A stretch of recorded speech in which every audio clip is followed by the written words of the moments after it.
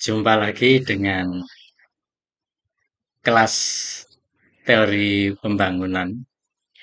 Eh, kita akan melanjutkan beberapa tokoh pembangunan ketergantungan ya. Nah, kali ini kita akan membahas tokoh lain lagi. Tokoh tersebut tidak lain adalah Tetonio dos Santos ya. Tetonio dos Santos ini uh, pemikirannya itu berhasil mewarnai pembangunan di Amerika Latin, khususnya di negara Brasil. Dia ini adalah seorang ekonom ya dan seorang sosiolog asal Brasil yang menjadi salah satu contoh utama dari teori dependensia atau teori ketergantungan. Nah, ia di dalam karya-karyanya itu ia mengkritik ya teori pembangunan ala Barat, terutama pembangunan W.W. Rosto ya, pembangunan modernisasi ala W.W. Rosto. Dan ia juga memperkenalkan pendekatan baru ya, bahwa keterbelakangan negara berkembang itu bukan hasil dari uh, ketiadaan pembangunan, ketiadaan bangunan di negara yang bersangkutan. Tetapi melainkan adalah konsekuensi langsung ya, akibat langsung dari adanya integrasi negara-negara berkembang itu ke dalam sistem kapitalisme global. Nah, pokok-pokok pikiran pembangunan menurut Tetonio dos Santos ini atau sebut konsep dependensia ya, konsep ketergantungan, ia menyatakan bahwa dunia itu terbagi menjadi dua, yakni ada negara core atau negara pusat dan negara pinggiran atau negara periferi. Persis seperti tokoh pembangunan ketergantungan yang lain ya. Jadi dunia dibagi dua, ada yang negara pusat satu pihak dan ada negara pinggiran atau periferial di pihak yang lain. Nah, negara pinggiran itu mengalami keterbelakangan atau stuck itu, tidak maju-maju, itu karena negara berkembang ini, negara terbelakang ini menghubungkan dirinya dengan eksploitasi dan ketergantungan terhadap negara pusat. Nah, pembangunan di negara pusat eh, berarti sama dengan keterbelakangan di negara pinggir. Itu konsekuensi logis ya. Kan tadi dikatakan bahwa negara pinggir itu mengalami keterbelakangan atau stuck gitu, tidak maju-maju. Itu karena negara berkembang ini terhubung ya. Terhubung dengan apa? Dengan eksploitasi dan ketergantungan terhadap negara pusat atau negara maju. Nah, konsekuensinya itu tadi, jika pembangunan di negara pusat itu artinya sama dengan keterbelakangan di negara pinggiran. Karena hubungan yang eksploiter tadi itu ya. Artinya perkembangan negara maju, negara pusat itu terjadi dengan cara mengorbankan negara-negara berkembang atau negara-negara yang masih miskin. Nah, di dalam pemikiran Tetonio dos Santos ini, ciri-ciri dependensia atau ciri-ciri ketergantungan suatu negara itu adalah salah satunya ada ketergantungan ekonomi. Ada ketergantungan ekonomi, di mana negara berkembang bergantung pada sektor bahan mentah dan mengimpor barang industri dari negara pusat atau negara maju. Nah, itu cirinya, ciri dari ketergantungan ekonomi. Negara berkembang itu selalu bergantung pada ekspor bahan mentah. Jadi belum bisa memproduksi barang jadi. Jadi bahan mentah yang ada, misalnya adalah ekstraktif industri itu yang diekspor. Nah, sebaliknya negara berkembang ini mengimpor barang-barang industri hasil teknologi dari negara maju. Itu cirinya. Ciri yang kedua itu adalah kalau tadi ketergantungan ekonomi, ciri keduanya adalah ketergantungan teknologi. Nah, di dalam ketergantungan teknologi ini, teknologi tinggi itu dikuasai oleh negara pusat atau negara maju. Nah, sehingga karena teknologi hanya dikuasai negara pusat, negara maju, maka negara pinggiran itu tetap selamanya akan tergantung. Nah, inilah yang dimaksud dengan ketergantungan teknologi. Nah, ketergantungan yang ketiga adalah dalam soal ketergantungan politik dan budaya. Bahwa kebijakan nasional dan nilai-nilai budaya itu dipengaruhi atau bahkan ditentukan, didikte oleh negara maju. Memang dalam kondisi sehari-hari itu hal semacam itu tidak nampak secara konkret ketergantungan politik dan budaya. Karena biasanya itu berlangsung di domain atau ruang-ruang politik tingkat tinggi yang eh, publik, khalayak ramai itu jarang sekali bisa mengakses pengetahuan atau informasi semacam itu.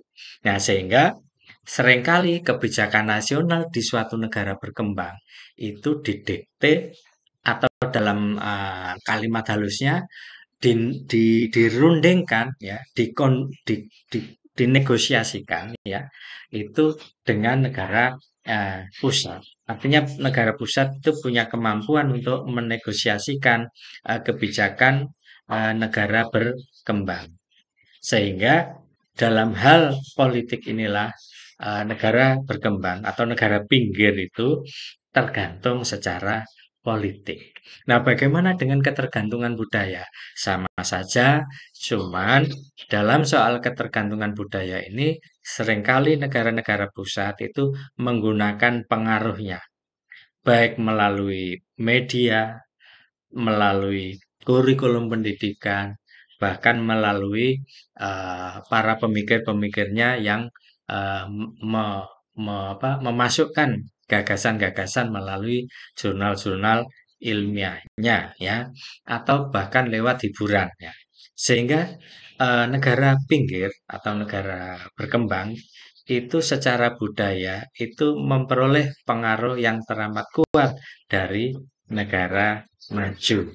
Apakah melalui industri hiburan, semacam film, semacam novel, atau melalui media massa,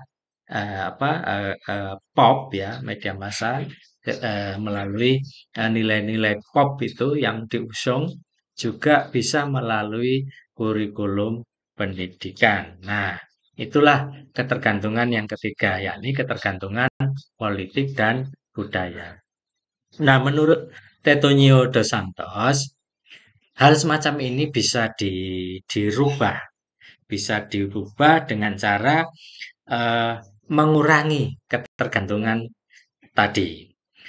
Sehingga solusinya salah satunya adalah mengurangi ketergantungan melalui strategi pembangunan nasional yang otonom, yang tidak didikte, yang tidak dinegosiasi, dan tidak juga ditekan ya. Nah, itu salah satu solusi yang diberikan oleh Tetonio dos Santos, yakni dengan cara mengurangi ketergantungan melalui strategi pembangunan nasional yang otonom. Nah, solusi yang kedua, Tetonio dos Santos ini memberikan saran supaya ada perubahan struktur ekonomi. Jadi mengubah struktur ekonomi agar tidak hanya menjadi pemasok bahan mentah saja. Nah, sehingga Di dalam mengubah struktur ekonomi yang tadinya hanya ekstraktif industri, mengeksploitasi bahan mentah untuk diekspor, harus diubah ke arah yang ada nilai tambah dari komoditi, apakah barang ataukah jasa, sehingga ekspor bahan mentah menjadi bergeser ke arah ekspor bahan atau produk yang sudah jadi. Disinilah seringkali kita mendengar kata hilirisasi, yakni mengubah struktur ekonomi dari penghasil bahan mentah untuk ekspor menjadi negara yang menghasilkan produk jadi dan punya nilai tambah. Nah, saran yang ketiga yang diberikan oleh Tetonio dos Santos adalah adanya revolusi sosial dan politik. Dalam revolusi sosial dan politik ini uh, ada langkah-langkah ekstrim dengan cara liberation atau membebaskan negara-negara pinggir, negara-negara terbelakang dari dominasi asing, dari hegemoni, dari dominasi, dari kooptasi dan seterusnya. Intinya membebaskan negara-negara pinggir, negara-negara terbelakang dari dominasi asing. Nah, Tetonio dos Santos ini memberikan contoh penerapan pemikirannya itu melalui contoh nyata, ya, melalui contoh nyata eh, bahwa kebijakan substitusi impor di Amerika Latin itu pernah dilaksanakan pada tahun 50-an dan tahun 70-an. Nah, lagi-lagi ini contoh yang juga pernah diberikan oleh Raul Prebisch ya, tokoh dependensia juga. Eh, bahwa negara seperti Brasil, negara seperti Argentina atau Meksiko itu mencoba menggantikan barang impor itu dengan produksi dalam negeri. Nah, negara-negara tadi itu, Argentina, Brasil, Meksiko itu mendirikan industri nasional untuk mengurangi ketergantungan pada produk luar. Nah, setelah itu dilakukan, apa hasilnya? Hasilnya adalah bahwa eh, awalnya langkah ini berhasil meningkatkan pertumbuhan ekonomi. Ini langkah awalnya. Baru di start awal sudah berhasil meningkatkan pertumbuhan ekonomi. Namun, dalam jangka panjang masih harus menyelesaikan beberapa masalah yang dihadapi. Karena ini terkait soal ketergantungan teknologi dan modal asing. Meksiko, Argentina, Brasil itu dalam jangka panjang masih menghadapi masalah ketergantungan teknologi dan modal asing. Nah, contoh yang lebih modern, contoh modernnya itu adalah pada apa yang dilakukan oleh gerakan ALBA ya, ALBA atau Alternatif Integrasi Amerika Latin. Nah, ALBA itu eh, contoh upaya membangun kerjasama antar negara berkembang, negara pinggiran, untuk mengurangi ketergantungan dari posisi kuatnya Amerika Serikat dan Eropa Barat. Nah, ALBA atau Bolivian Alliance for the People of Our America. Nah, itu adalah gerakan sekumpulan negara-negara berkembang uh, untuk mengurangi ketergantungan dari pengaruh Amerika Serikat dan Eropa, khususnya Eropa Barat. Nah, inisiatif ini mendukung adanya solidaritas ekonomi dan pembangunan berbasis kebutuhan sosial, bukan semata-mata berbasis pada kebutuhan pasar ya. Jadi inisiatif yang dilakukan oleh ALBA itu mendukung adanya solidaritas ekonomi dan pembangunan berbasis bukan hanya pada soal pasar, tetapi juga berbasis, dan ini terpenting, berbasis pada kebutuhan sosial. Itulah saya kira yang bisa kita ambil dari gagasan-gagasan Tetonio dos Santos. Nah, dengan demikian bisa kita simpulkan bahwa Tetonio dos Santos ini memberikan perspektif ya, bahwa pembangunan dan ketergantungan itu bukan masalah internal di negara pinggir. Seperti yang dianggap oleh orang selama ini bahwa jika ada persoalan bangunan ini berarti persoalan dalam negeri, persoalan domestik, persoalan internal. Tapi menurut Tetunio dos Santos tidak. Menurut Tetunio dos Santos, gagasan-gagasannya tadi itu memberikan perspektif atau pandangan baru yang mengubah persepsi salah selama ini. Bahwa pembangunan dan keterbelakangan ini bukanlah masalah internal negara berkembang semata, melainkan ini adalah masalah atau akibat hasil dari hubungan internasional yang tidak adil, hubungan internasional yang timpang. Nah, kita perlu memahami bahwa teori Tetonio dos Santos ini mendorong kritik terhadap sistem kapitalisme global dan menekankan betapa pentingnya otonomi suatu negara di bidang ekonomi.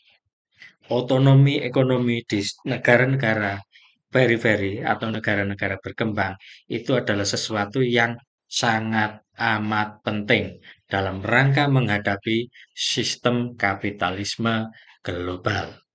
Nah, dibandingkan dengan teori lain, Tetonio dos Santos itu mengajukan perubahan yang sifatnya sistemik, bukan pada soal apa sekedar ini apa reformasi teknis, tapi yang lebih mendasar, yakni pada perubahan yang sifatnya sistemik.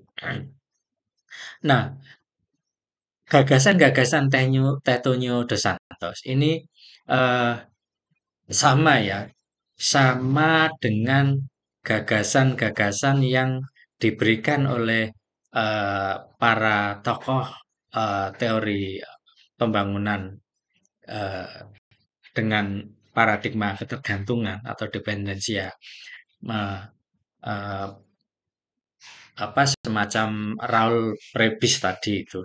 Tapi ada perspektif lain yang ini coba diberikan melalui apa teori pembangunan ala Mesir, yakni yang diberikan oleh Samir Amin. Nah, siapakah Samir Amin ini? Samir Amin itu adalah seorang ekonom ya.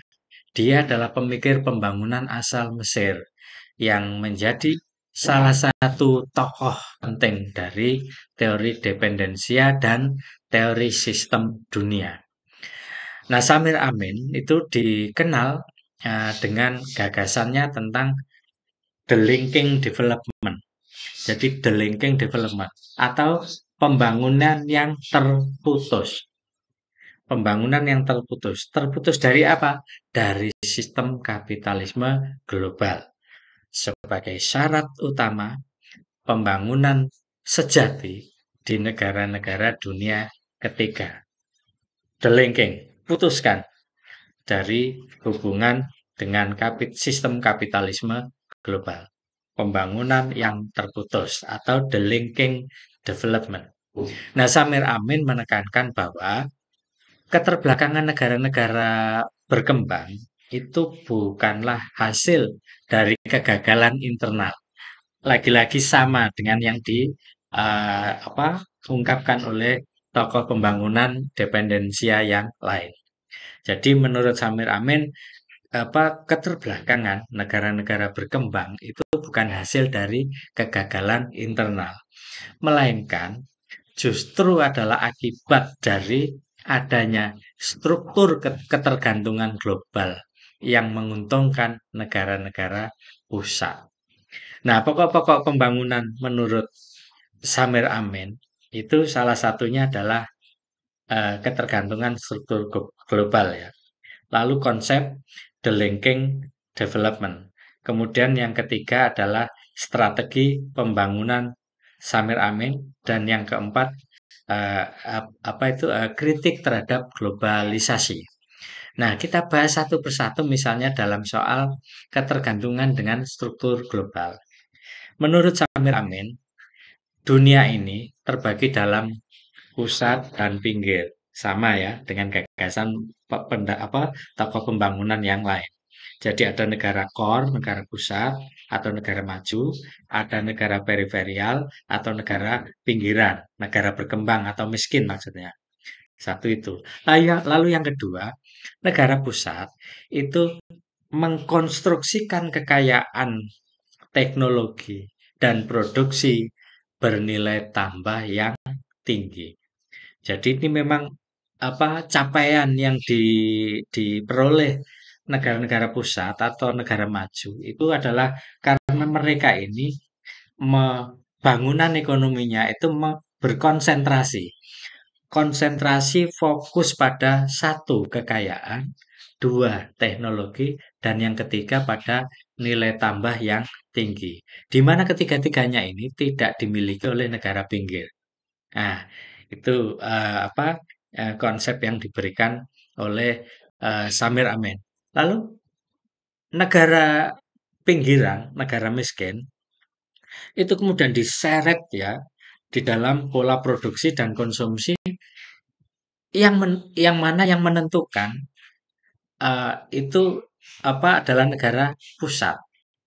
Jadi tadi dikatakan Samir Amin di dunia ini, di sistem dunia ini dibagi antara dua dua kutub ya. Ada polarisasi, ada negara pusat, negara yang maju, kaya, lalu ada negara periferial, negara yang terbelakang, berkembang, miskin. Ada dua itu. Nah, negara pusat itu mengkonsentrasikan kekayaan, teknologi, dan produksi yang nilai tambahnya itu tinggi. Nah, lalu negara pinggiran, miskin, berkembang, itu diseret atau ditarik dalam sebuah pola produksi dan konsumsi. Yang mana ini ditentukan oleh negara-negara pusat, karena negara pusat juga punya kebutuhan. Jadi pola produksi dan konsumsi itu didikte, ditentukan, atau dikonstruksikan oleh kebutuhan negara-negara pusat, negara-negara maju lah yang memaksakan pola produksi dan konsumsi semacam itu. Dan negara pusat berhasil menentukan, memutuskan pola produksi dan konsumsi ini terhadap negara periferi atau negara pinggir, negara berkembang tadi ini. Nah, lalu kemudian dengan kondisi yang semacam itu, maka Samir Amin menawarkan konsep the linking development atau eh, pembangunan dengan cara memutuskan ketergantungan. Nah, the linking ini kan berarti negara-negara pinggiran atau negara-negara miskin terbelakang itu harus melepaskan diri secara selektif ya dari logika pasar global yang amat kapitalis itu ya. Jadi negara-negara periferial, negara pinggir, negara miskin atau terbelakang itu harus melepaskan dirinya secara selektif. Karena kalau secara frontal total nanti tidak mampu, jadi harus selektif ya. Dilepaskan ketergantungan itu secara selektif. Dari apa?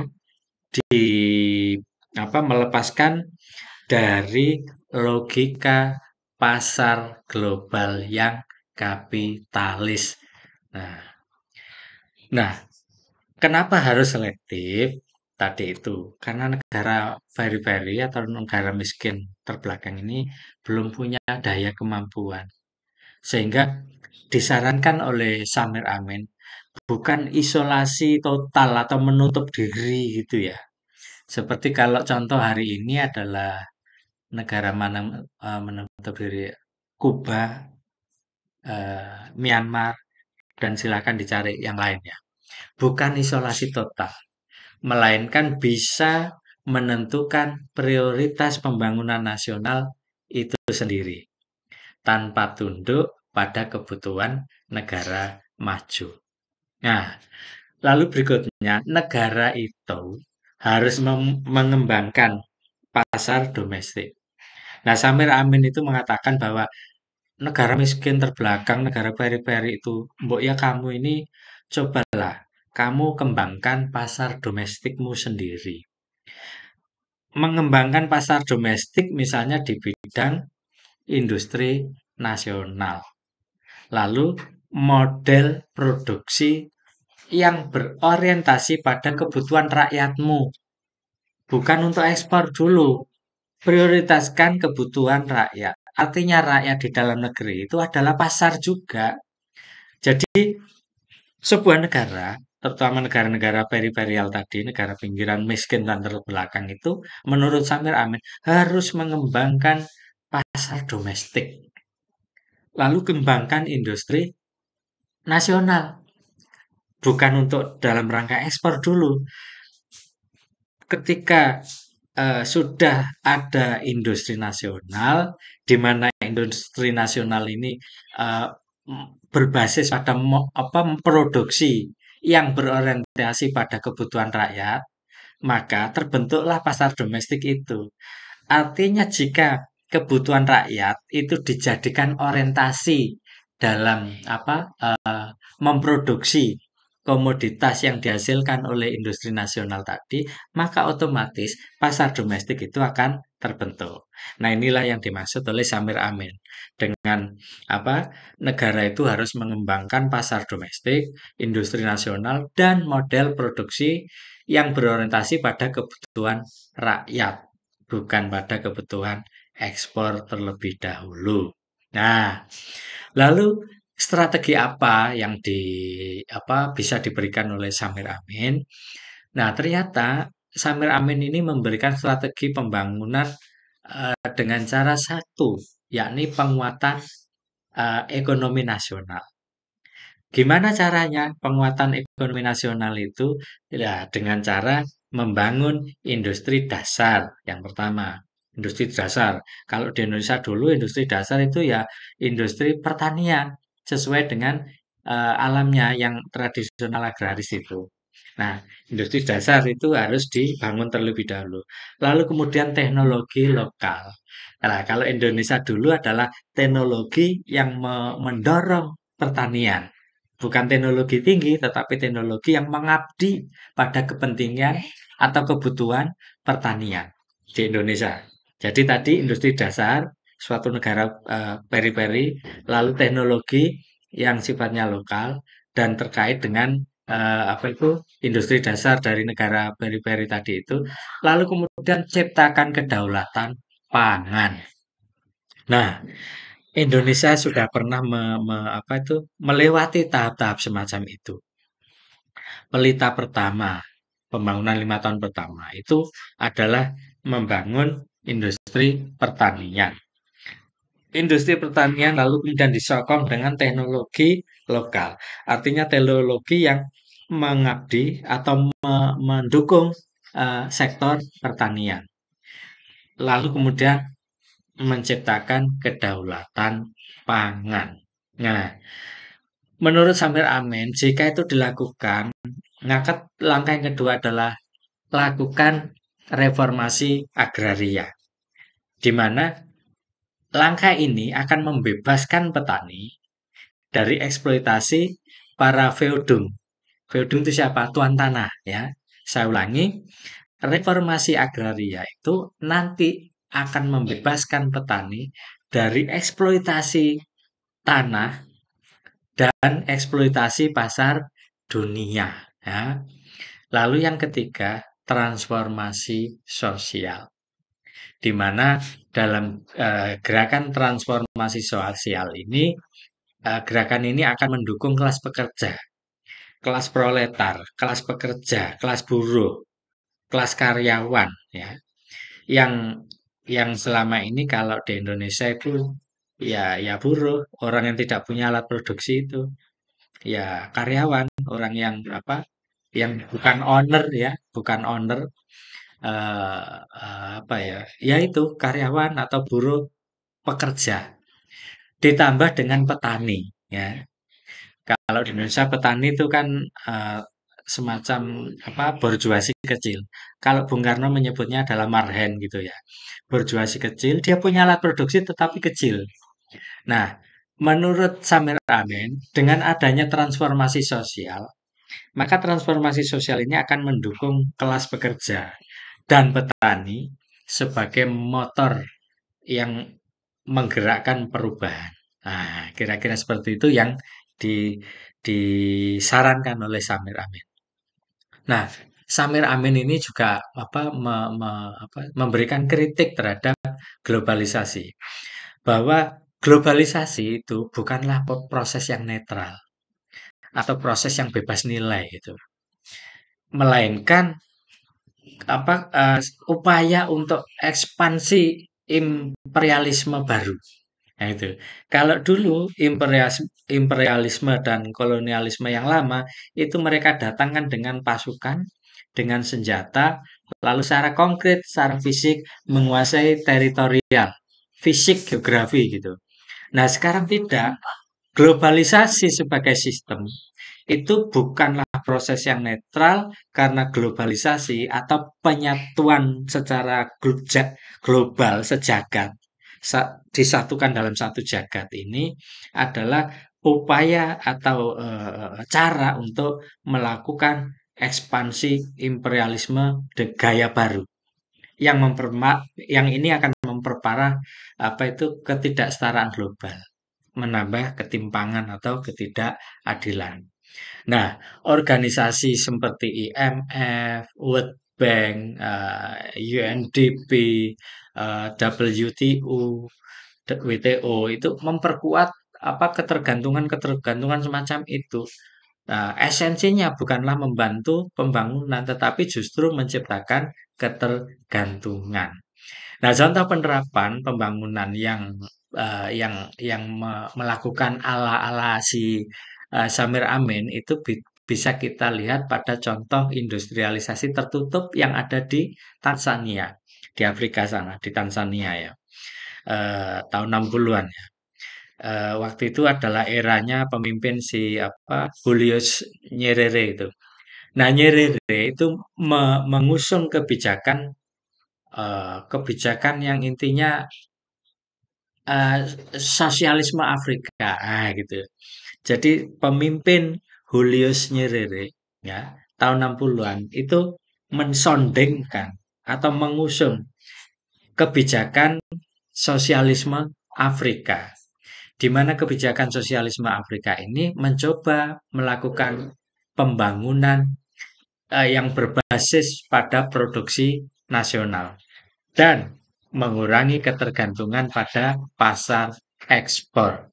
Nah, sehingga fokus pada kebutuhan domestik, kemandirian pangan, dan partisipasi rakyat. Walaupun hasilnya tidak sepenuhnya berhasil.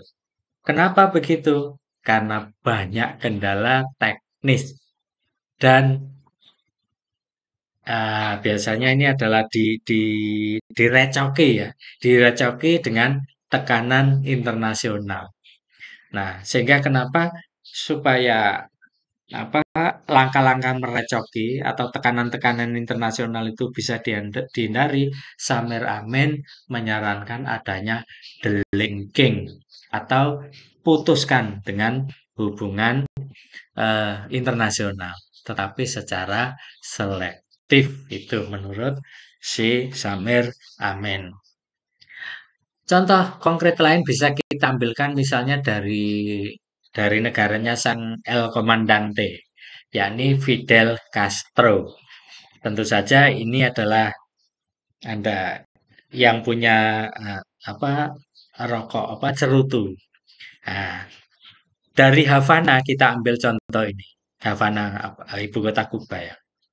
Setelah revolusi 1959 ya, Kuba itu secara drastis mengurangi ketergantungan pada negeri sebelahnya, tetangganya persis, yakni Amerika Serikat. Langsung putus seketika itu, ketika revolusi 1959 itu berhasil dimenangkan oleh El Comandante, ya. Terputuslah hubungan dengan Amerika Serikat, the linking ya. Lalu setelah adanya the linking usai revolusi ini, Fidel Castro itu melakukan gerakan nasionalisasi. Nah, gerakan nasionalisasi persis seperti yang dilakukan oleh Bung Karno di masa-masa era dulu Orde Lama ya. Jadi dia membuat gerakan menasionalisasikan. Terutama yang dinasionalisasi adalah sektor-sektor yang sifatnya kunci, strategis. Menasionalisasi sektor kunci, membangun sistem kesehatan, dan ini terkenal sistem kesehatan itu sehingga sampai hari ini Kuba itu terkenal melimpah jumlah dokternya itu.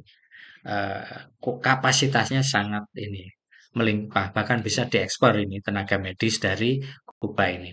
Saya ulang, menasionalisasi sektor kunci, membangun sistem kesehatan, dan membangun pendidikan nasional. Nah, lalu Kuba di bawah sang El Comandante si siapa Fidel Castro ini juga melakukan langkah, yakni dengan cara mencari hubungan ekonomi alternatif.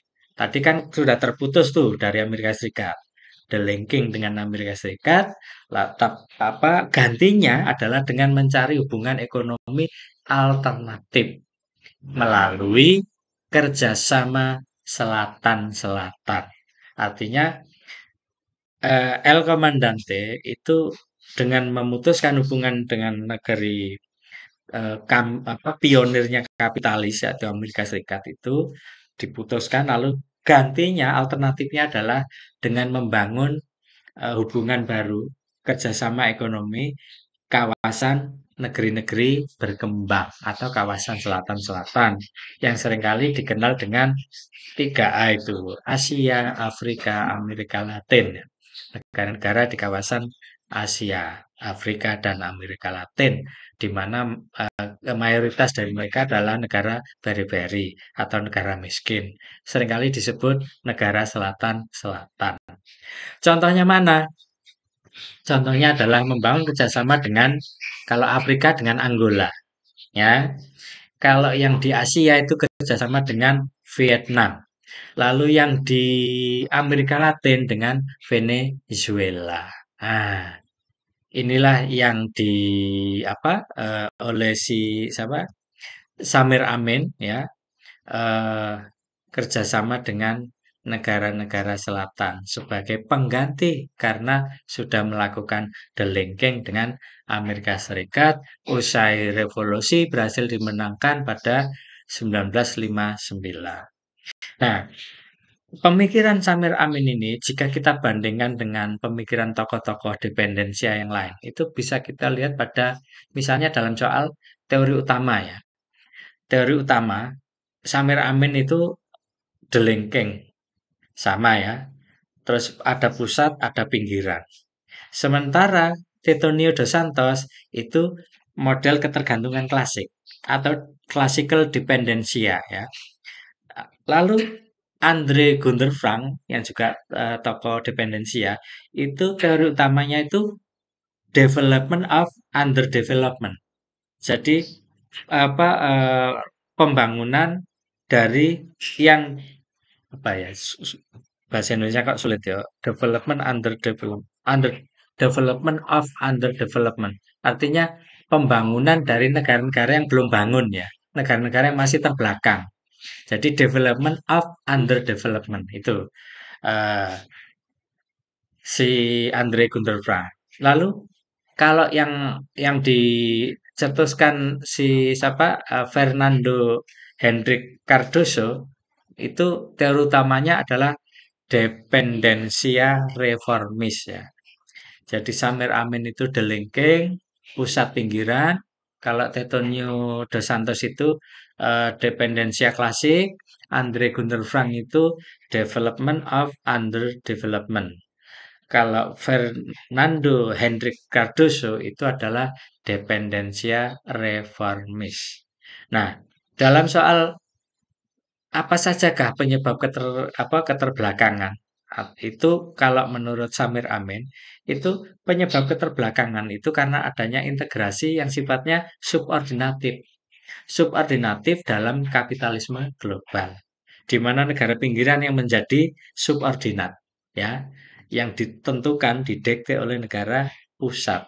Nah, itu menurut Samir Amin. Nah, kalau menurut Tetonio dos Santos, penyebab keterbelakangan itu adalah karena adanya ketergantungan pada ekspor dan kapital atau modal asing. Nah, Andre Gunder Frank itu menjelaskan bahwa penyebab keterbelakangan itu adalah karena adanya hubungan yang sifatnya eksploitatif, ya. Hubungan global yang sifatnya eksploitatif, ya, atau penghisapan. Kalau Fernando Henrique Cardoso, penyebab keterbelakangan itu karena adanya keterbelakangan bisa dikelola dengan reformasi internal. Nah, jadi eh, keterbelakangan itu bisa dikelola dengan reformasi internal. Itu menurut Fernando Henrique Cardoso. Solusinya, Samir Amin menyatakan harus namanya delinking, harus ada pemutusan, ya. Pemutusan tapi harus selektif dari sistem dunia yang kapitalis. Kalau Tetonio dos Santos, solusinya adalah lakukan revolusi struktural. Andre Gunder Frank, solusinya perjuangan anti-imperialisme global. Fernando Henrique Cardoso memberikan solusi bentuk aliansi strategis, ya, antara elit nasional dan asing. Nah, sekarang pandangan terhadap globalisasi hampir semua menolak. Misalnya Samir Amin melihat globalisasi itu sebenarnya adalah sarana, ya, atau alat dominasi kapitalis. Ya, kalau Tetonio dos Santos melihat globalisasi itu sama alat untuk melakukan eksploitasi. Kalau Samir Amin itu globalisasi itu alat dominasi kapitalis, Tetonio dos Santos itu menganggap globalisasi itu alat eksploitasi. Andre Gunder Frank menganggap globalisasi itu sama alat eksploitasi. Kalau Fernando Henrique Cardoso, globalisasi dilihat sebagai peluang jika dikelola dengan baik. Jadi jalan tengah, ada middle way lah kira-kira kalau si Fernando Henry Cardoso ini. Itulah beberapa perbedaan dan kesamaan dari tokoh-tokoh dependensia dengan Samir Amin, seorang tokoh pembangunan dependensia dari Mesir. Nah, apa yang bisa kita simpulkan dari pandangan Samir Amin ini? Satu, ternyata bahwa Samir Amin itu menawarkan jalan radikal, ya, untuk pembangunan dengan cara pemutusan langsung, delinking, sebagai bentuk pembebasan ekonomi. Nah, lalu Samir Amin juga menyatakan bahwa dalam kerangka dependensia, eh, maka tokoh-tokoh semacam Cardoso itu cenderung menerima beberapa bentuk integrasi global. Tetapi untuk Samir Amin sama sekali menolak itu. Jadi ada perbedaannya antara tokoh dependensia yang lain semacam Cardoso itu dengan si Amir Samin yang langsung delinking, langsung potong gitu. Lalu bahwa Samir Amin itu melihat pembangunan sejati adalah pembangunan yang berdaulat, otonom, penuh, bukan sekedar mengikuti arus globalisasi. Nah, saya kira itu beberapa narasi yang hari ini kita ketengahkan, mulai dari Tetonio dos Santos sampai Samir Amin. Semoga narasi dua tokoh pembangunan aliran dependensia ini Dan dependensia dan sistem dunia ini bisa menjadikan horizon pengetahuan bagi kita semua. Sampai jumpa.